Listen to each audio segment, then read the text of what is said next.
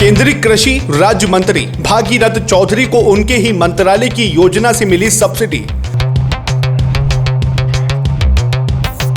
राजस्थान के डीडवाना कुचामन जिले के पीह गांव में स्थित है मंत्री जी का ये फार्म। जिस राष्ट्रीय बागवानी बोर्ड के मंत्री जी खुद उपाध्यक्ष हैं, उसी ने फंड पास किया। राजस्थान के डीडवाना कुचामन जिले का एक छोटा सा गांव पीह इस समय देश की सियासत में चर्चा का केंद्र बन गया और वजह है मंत्री जी के फार्म हाउस पर उगने वाला वीआईपी खीरा।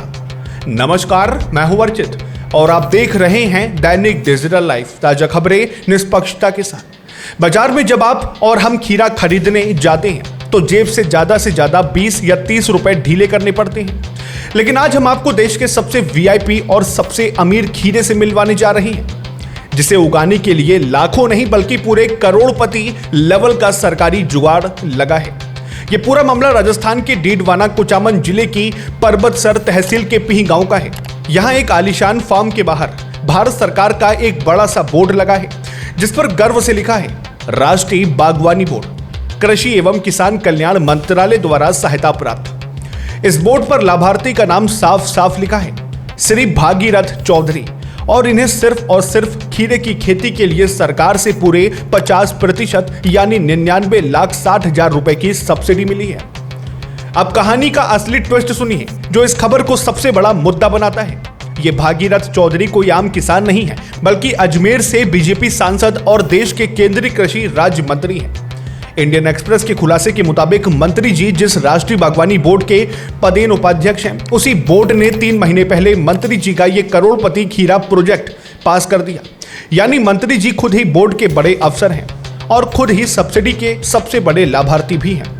पीह गांव में 16,592 वर्ग मीटर में खीरा उगाने के लिए कुल 1.99 करोड़ का भारी भरकम प्रोजेक्ट बना था।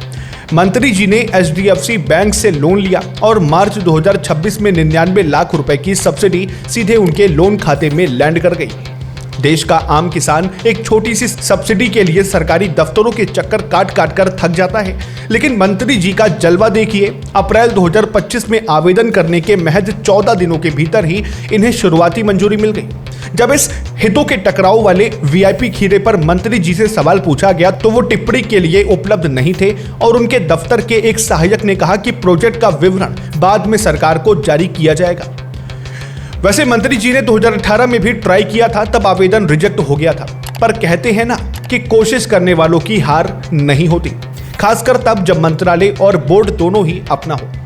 फिलहाल आपका राजस्थान के पीह गांव से आई इस खबर और मंत्री भागीरथ चौधरी के इस खेल को लेकर क्या विचार है? अपनी राय कमेंट बॉक्स में जरूर साझा करें। फिलहाल लाइक करें, शेयर करें और सब्सक्राइब करें दैनिक डिजिटल लाइफ को। फिर मिलते हैं एक और नए अपडेट के साथ, तब तक के लिए नमस्कार, जय हिंद, जय भारत।